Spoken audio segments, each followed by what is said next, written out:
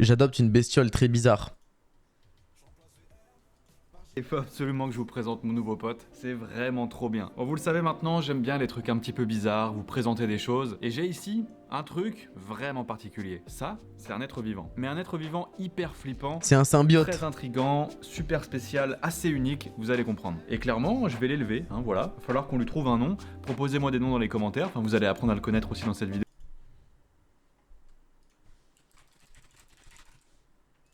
Xormic. Xormic fort. Donc cette espèce vivante est tellement spéciale qu'elle rentre dans aucune case. Si je vous dis qu'elle produit des pigments comme une plante, qu'elle se nourrit comme un animal, et qu'elle se reproduit par spores comme des champignons. Cette bestiole adore l'humidité, mange des champignons et des bactéries, et elle a même fait flipper pas mal de biologistes. Et le plus fou, c'est que cet être vivant double de taille tous les jours. On peut le découper en morceaux pour former un autre individu, on peut le faire fusionner avec ses semblables, c'est vraiment dingue. Non mais je vous l'avais dit. Aujourd'hui, on va parler du blob. Aussi appelé Physarum polycéphalum, un organisme plus vieux que les dinosaures est très connu pour ses capacités totalement étranges. Je vous propose un truc, c'est qu'on le réveille et qu'on lui donne vie. À tout de suite. C'est plus vieux que les dinosaures? Putain. Pour réveiller un blob, c'est assez simple. Dans un premier temps, il vous faut de l'agar-agar. Vous savez, c'est cette petite poudre qui peut donner de la gelée. Il suffit de mettre un petit peu de poudre dans de l'eau. Cette eau, vous la mettez au micro-ondes et vous la portez à ébullition pendant environ 30 secondes. Et en fait, en refroidissant, l'eau va tout simplement gélifier. Donc là, comme vous pouvez le voir, j'ai ma gelée. Et cette matière, c'est une zone parfaite pour pouvoir réveiller notre blob. Donc en fait, maintenant, je vais tout simplement déposer mon blob sur la gelée. Voilà, là on a tout ce qu'il faut. Ça c'est leur bouffe, ils adorent vraiment le flocon d'avoine. Je vais donc pouvoir maintenant prendre mon blob et venir le déposer au milieu de la gelée, comme ceci. Je vais prendre un petit peu de flocon d'avoine et venir en disperser aux alentours. Pouf. Maintenant l'étape la plus stylée, le réveil. Et pour ça, juste 1 ou 2 gouttes d'eau sur le blob suffisent. C'est parti. Voilà. Et maintenant, on attend timelapse. On dirait du cheddar.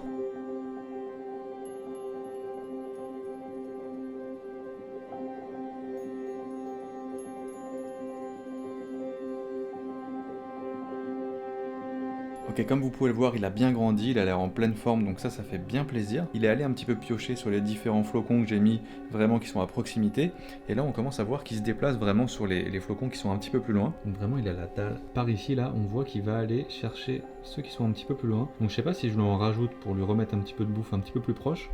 Mais en tout cas, tout va bien. Je le laisse tranquille, on continue de voir jusqu'où il va aller.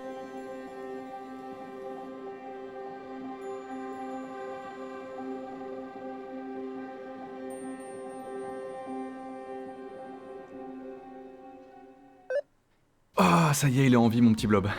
C'est ouf. C'est en mai 1973 que l'humanité fait la rencontre du blob. Il se trouve dans le jardin de Mary Harris, tranquille, une femme au foyer texane, qui regarde par sa fenêtre et rapidement, elle détecte une masse étrange qu'elle qualifiera plus tard de mousseuse, crémeuse et jaune pâle, similaire à une omelette, pas plus grosse qu'un cookie. Ouais, c'est hyper précis. Dans un premier temps, elle se dit « Waouh, c'est un champignon ». Donc Mary Harris, voilà, elle s'inquiète pas. Enfin, en tout cas, pas tout de suite. Parce que 2 semaines plus tard, le fameux cookie, il fait la taille de 16 cookies. Ok, il a vraiment grandi. Et là, du coup, bah, elle fait moins la maline, Mary Harris. Elle se dit, oh, il y a une entourloupe. Et du coup, elle décide de s'en débarrasser au plus vite. D'abord, elle le découpe en morceaux et le dissémine dans son jardin. Très mauvaise idée. Ne jamais découper un blob. Enfin si, tu peux le découper, mais ça lui fera rien. Rien du tout. Du coup, ça marche pas. 2 jours après, le revoilà, le blob. Son mari, ce qu'il fait, c'est qu'il le recouvre d'herbicide, mais c'est encore un échec. Du coup, ils appellent des pompiers, ils arrivent pour l'asperger d'eau, mais c'est un échec. La police intervient carrément et le crible de balles, littéralement, bam, bam, bam, bam. Ils rigolent pas du tout, hein, les Américains, ils tirent sur des blobs. Et bah, il se passe rien, le blob survit. Non mais vraiment, c'est ouf. Et chaque jour, il double de volume, littéralement. Le blob double de volume. Jusqu'un jour où un matin, un mystérieux matin, il disparaît sans laisser de traces. Non mais en fait les Américains... Du coup, vous en doutez bien, à partir... Les Américains ils pensent trop qu'on peut régler tous les problèmes avec une arme à feu. Il faut leur expliquer, hein. Parfois ça ne suffit pas, tu vois. Genre quand t'as un bandit, quand t'as un terroriste, ok, tu vois, tu peux résoudre le problème avec une arme à feu. Mais frère, face à un blob, face à une tornade, tu peux pas juste tirer sur tout ce qui bouge en fait. Ah, quel peuple. De là, certains Américains, ils redoutaient un petit peu le fait d'avoir un blob dans leur jardin. Alors voilà, ils flippaient un peu. Faut dire que cette bestiole, qui vit principalement dans les sous-bois, elle a vraiment rien à voir avec ce qu'on connaît. Rien. Pour commencer, nous, les humains, on a des milliards de cellules spécialisées dans notre corps. Lui, par contre, mon petit blob adoré, il en a qu'une. Et avec elle, il doit tout faire. C'est sûr, il en a qu'une. notre corps. Lui par contre, mon petit blob adoré, il en a qu'une. Et avec elle, voilà. il doit tout faire. Manger, respirer, se reproduire. Est-ce que vous vous souvenez de ce cours d'SVT où on vous avait dit qu'une cellule contenait un seul et unique noyau? Bah visiblement, ça marche pas chez le blob. Non, lui, il fait autrement. Parce que son unique cellule semble même pouvoir en contenir un nombre infini de noyaux. En fait, s'il naît avec un seul noyau, il se divise super rapidement et hop, ça fait 2 noyaux. 2 noyaux qui se divisent à leur tour et ainsi de suite. Et en fait, toutes les 8 à 10 heures, le blob divise ses noyaux en faisant l'impasse sur le partage du cytoplasme. Un processus aussi appelé cytodiérèse, qui fait qu'une membrane se referme autour de chaque noyau. Résultat, un spécimen de 20 cm peut en contenir plusieurs millions. C'est un stratagème bien rodé qui lui permet de doubler de taille tous les jours. Sans oublier que ça lui permet aussi de se déplacer, ce qui donne ces timelapses complètement incroyables. Regardez mon blob, c'est dingue et c'est un peu flippant. Hein. Non mais vraiment, c'est dingue, moi ça m'effraie. Ah là là, vraiment, vous avez bien entendu, le blob se déplace. Ce truc se déplace. Et il se déplace tout simplement parce qu'il chasse en fait. Il cherche de la bouffe. Bon, il chasse pas hyper vite, hein, vraiment, puisque sa vitesse c'est 1 cm par heure. Bon, voilà, on a connu plus vif. Ça peut monter jusqu'à 4 cm par heure s'il est affamé. Ça commence à être pas mal. Mais voilà, quand même, niveau vitesse, il est un peu nul. Mais a priori, si je le regarde comme ça, mon petit blob, il a pas le matos pour marcher ou pour courir. Il a pas de jambes, tu vois. Heureusement, wesh. C'est un truc, voilà. Non, le blob, tout ce qu'il a, c'est une membrane, un réseau veineux, et basta. En grandissant donc, Physarum polycéphalum étire donc tout simplement sa membrane dans la bonne direction. Et ça, comment il fait? Bah en fait, il contracte ses veines comme nous, on contracte nos muscles afin de contrôler le sens de son flux de cytoplasme. Son sang, si vous voulez. Ouais, il peut lui faire changer de direction afin d'étirer sa membrane jusqu'à son objectif. Sympa, son objectif étant de manger, quoi, d'attraper un truc, ou se déplacer. C'est un peu effrayant, vraiment, de le voir se déplacer, surtout quand on sait que le plus grand blob jamais observé mesurait 10 mètres de long et qui pesait 3 kilos. Voilà. Et si je vous dis qu'en plus d'atteindre des tailles records, le blob est aussi capable de se diviser. Et pour ça, il suffit tout simplement De le couper. Et Ouais, d'un ok. blob autonome... Mais est-ce que on pourrait en faire un sans limite du coup? Genre par exemple, je sais pas, on ouvre un grand entrepôt et on met plein de bouffe dedans. Il pourrait atteindre une taille illimitée le gars? Techniquement. Wesh. Merci Reikos, merci Arteon, merci Adam, merci SSJ3 Silver, merci beaucoup. Mais faudrait faire un test, hein. Genre t'en lâches un au marché, tu vois, rayon fruits et légumes. Je sais pas. Hop, vous pouvez en obtenir 2. Et de 2 blobs autonomes, hop, vous pouvez en obtenir... bah 4, plein. Et ainsi de suite, c'est abusé. Cette capacité incroyable est rendue possible grâce à un petit point commun qu'il a avec Wolverine, on peut le dire, parce qu'en fait il est capable de cicatriser en un temps record. Lorsque vous découpez un blob, son cytoplasme se solidifie au contact de l'air, et donc un pansement intégré lui permet de refermer sa plaie en seulement 2 minutes. C'est pour ça que, regardez, dans cette petite boîte, c'est probablement le même individu à la base qui a été découpé, et je pourrais les faire se développer indépendamment les uns des autres.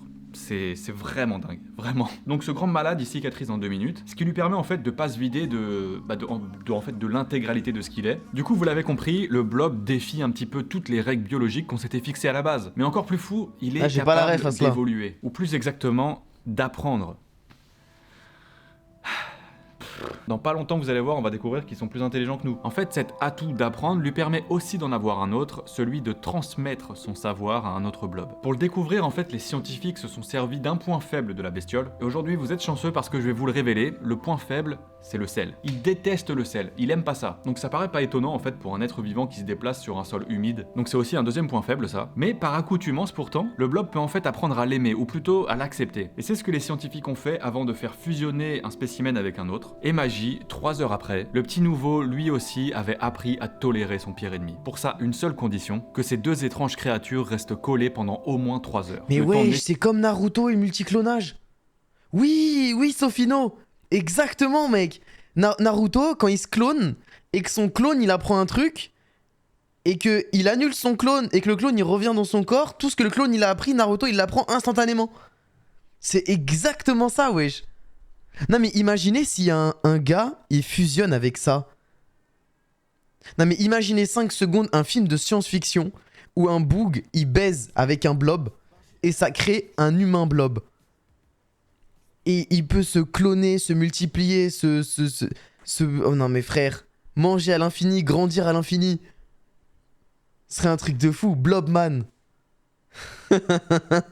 Ouais, ça deviendrait Zach en fait.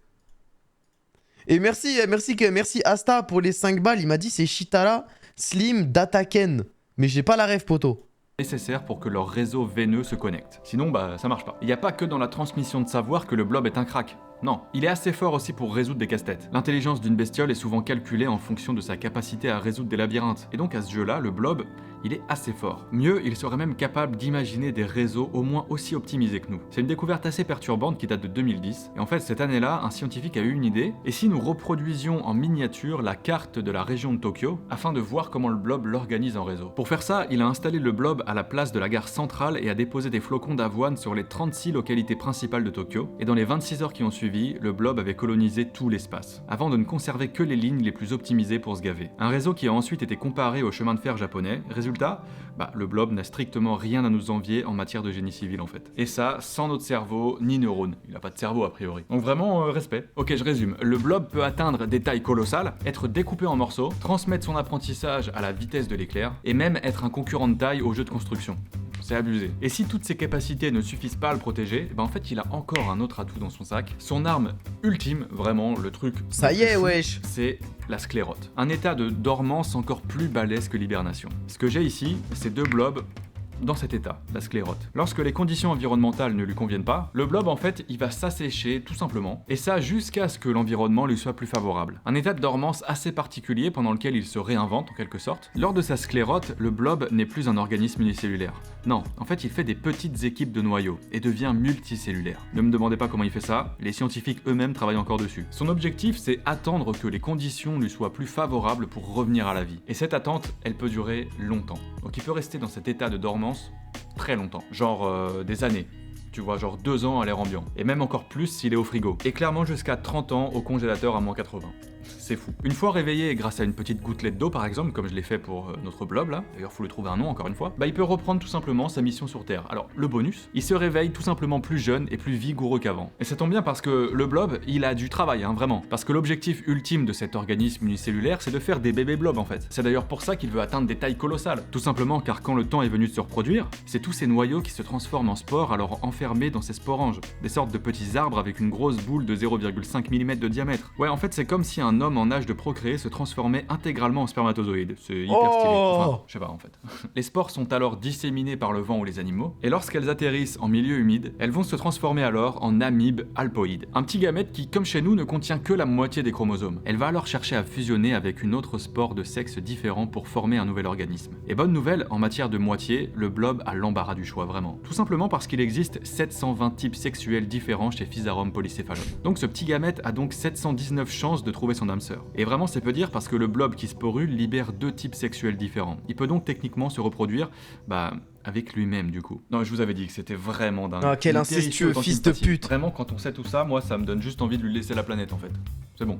Il est beaucoup plus balèze que nous. Ouais, mais en fait, quelque part, bof, parce que si le blob est impressionnant sur toutes ses capacités, en fait, il est loin d'être immortel quand même. S'il est quasiment invincible en laboratoire, dans la nature, en fait, c'est tout l'inverse. Il aime pas le sel, ok, mais il peut aussi être écrabouillé, mangé par une limace, souffrir du froid, du chaud, de la sécheresse, d'une exposition au soleil, il aime pas trop les coups de soleil. Aussi incroyable qu'il soit, en fait, le blob est un organisme assez fragile finalement. Et c'est donc la raison pour laquelle, heureusement, cette espèce, a priori, n'est pas prête de nous envahir. Mais bon, elle reste vraiment incroyable. Mais ça mute, hein. C'est fou, vraiment le blob Physarum polycephalum. Ah, Pélo, faut pas sous-estimer, hein. Les animaux, ils mutent fort, hein. N'oubliez pas les moustiques, les frères. Moi, je me rappelle d'une époque où l'anti-moustique, ça marchait, hein. Aujourd'hui, les moustiques, ils s'en battent les couilles, frère. Ils ont trop muté.